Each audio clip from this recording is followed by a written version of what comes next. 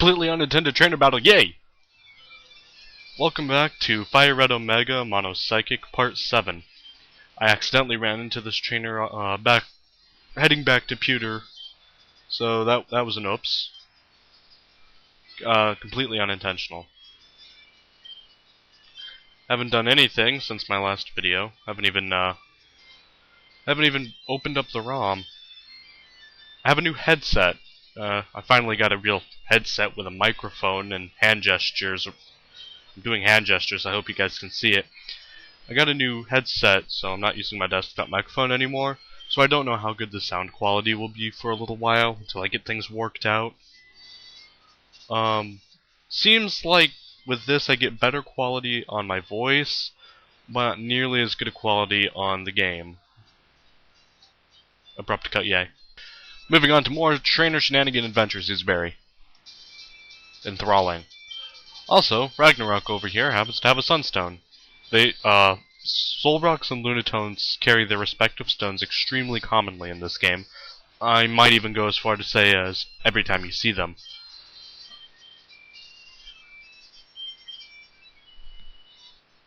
It's really useful because obviously there's still no way to buy moonstones in this game. So if you're working to fill out your Pokédex, as might be expected in this game, because you can get everything without trading. Awesome, Rock Throw Miss, that was pretty cool. You're going to want a lot of moonstones, and to a lesser extent, sunstones. So it's very useful. I mean, you can just use Thief to get all these stones really easily, and more jump cut. Damn it, I did it again. I mean, here's the next trainer.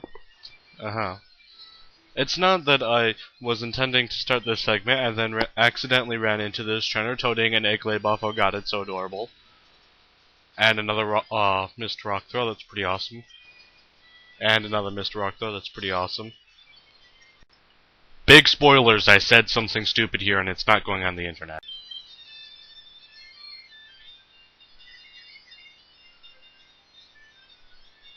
So apparently I need to learn how to stop breathing into the microphone, because I've already edited down the first two fights, you know, getting everything synced up, getting the jump cuts in place, and then I noticed in the background and it bugged me. And it is a bigger squishy thing. How amazing. In first gen, this Jigglypuff, just everything about it was the worst. Because in first gen, when you woke up, you couldn't do anything the turn that you woke up. Meaning, if it wanted to, you'd wake up and then it would sing, and then you would wake up sometime later and then it would sing, and then you would wake up sometime later and it would sing, and then you would, and then you would, and then you would. Moving on, I'm gonna check out the stuff in this crest. Starting with Vulpix. Vulpix is a pretty good choice for... Oh. Still asleep. I'll wake it up. Vulpix is a pretty good choice in game. It's fast and has high special attack. Unfortunately, its moveset is unfortunately quite unvaried. It's a one-trick fluffy thing.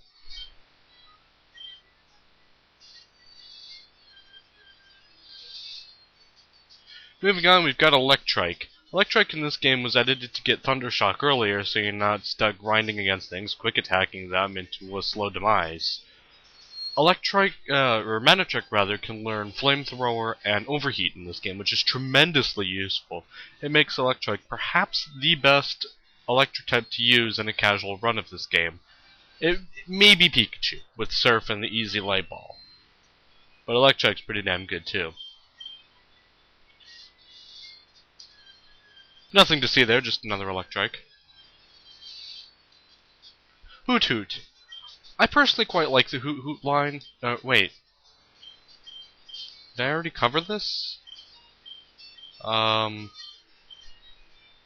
I did. Rocktail, go! I will not be led astray by your lies, Hoot Hoot. Yes, the drugs element Pokemon. Spinda got a blanket stat boost in this game. All of his stats are better, especially his special attack and physical attack, I believe.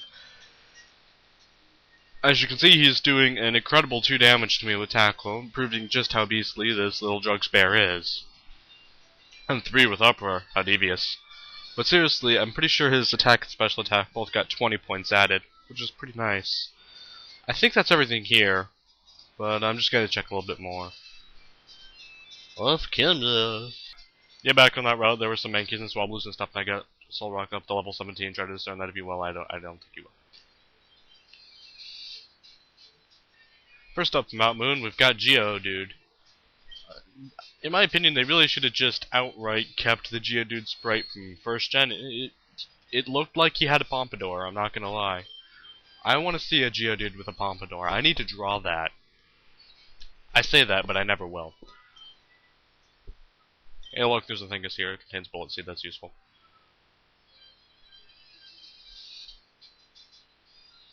Moving on to Zubat. Zubat is, I believe, the most seen Pokemon in the entire series. You see more Zubats than anything else. This is largely rectified in Fire Red Omega, and I just murdered it. So you won't be seeing too much Zubat, but there is still some spam of it. Hey, there's a bug catcher I'm not going to fight, it's pretty awesome. Hey, there's a Zubat. And a Paralyze Heal! Or a Parlous Heal. I'll be fighting trainers after random encounters, speaking slowly. Another Solrock, it was a cheater, it was a liar, and it doesn't exist. Another Solrock, it was a cheater and a liar, and it doesn't exist. Another Solrock, it's a cheater and a liar, and it doesn't exist.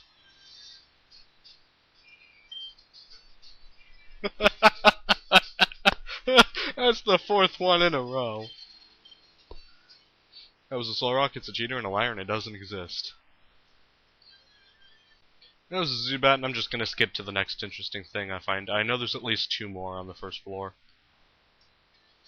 Grrrg! There it is, the Clefairy. It has pointy ears, and it annoyed me because it took too long to show up in Rock Throw Mist. I've been going for about 3 minutes now. Still haven't found the other thing. Clefairy, honestly though, it's a lot like Jigglypuff, it's nothing but squishy. And I just murdered it, yay. And I don't feel like looking for the other thing. It's a Lunatone, it's a moon, and it has a nose. Goodbye. And by goodbye, I guess I mean that I'm going to check out some of the stuff down here. But in Espresso Vision, huzzah! Starting with Slugma. Slugma is one of those Pokemon that it looks awesome, but it was never useful. However, in this hack, just like Spinda, it got a blanket stat increase, especially in its special attack, where it gained 30 more points. It's still hard to use, though, which is unfortunate. Big Dip used it, and I'm really glad for that. What am I talking about? I don't want Fire Spin. Fire Spin sucks. Here's a Bagon, or maybe a Bagon, or maybe a Datai Shtick. Bagon is, of course, one of the dragons, and since you can get it so early on, it means you can have an incredible Beastie Beast right at the end of the game, which is cool. I kinda wanted to use it in my first playthrough, but I never did. He is extremely hard to train at first, but once you get him going, he gets going. Here's Larvitar, the 2nd gen equivalent of the big dragons. He starts off a bit better because he gets Rock Slide fairly early. It's gonna take forever to kill him, so I don't feel like it.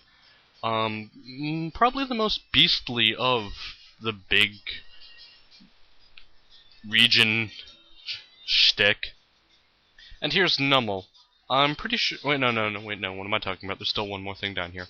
Nummel is a fat cow, and that's why he's awesome. He's built like a tank, to an extent. He's really slow, but he can use physical and special attacks really well. Unfortunately, he has a nasty tendency of taking forever to level up enough to gain good moves. He's one of those Pokemon that you have to baby for a while. One more thing.